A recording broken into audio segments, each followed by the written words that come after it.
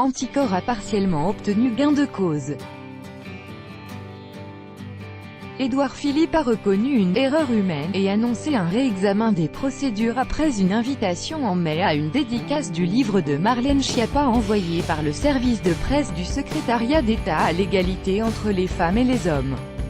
Dans une lettre adressée à Anticor, que l'association anticorruption a rendue publique jeudi, le Premier ministre assure que, depuis lors, les procédures présidant à l'utilisation du fichier des contacts presse du secrétariat d'État ont été réexaminées. Tout envoi par le service de presse est désormais doublement validé par la hiérarchie du cabinet, précise-t-il dans ce courrier daté de mercredi.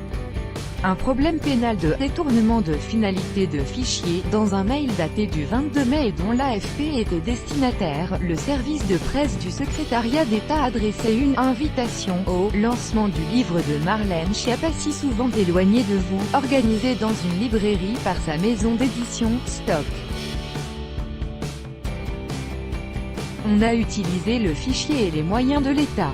Cela pose un problème pénal, de détournement de finalité de fichier, délit passible de 5 ans d'emprisonnement et 300 000 € d'amende, mais aussi un problème déontologique, avait estimé Anticor. Une maladresse qui ne se reproduira plus. L'association avait alors saisi le Premier ministre et la Commission nationale de l'informatique et des libertés, CNIL.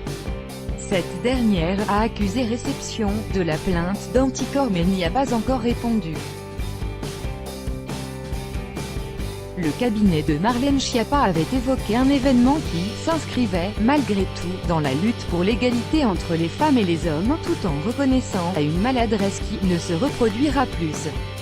Limiter l'usage des deniers publics. On est passé d'une certaine nonchalance au début à une prise de conscience, c'est plutôt bien, s'est félicité Jean-Christophe Picard, le président d'Anticor.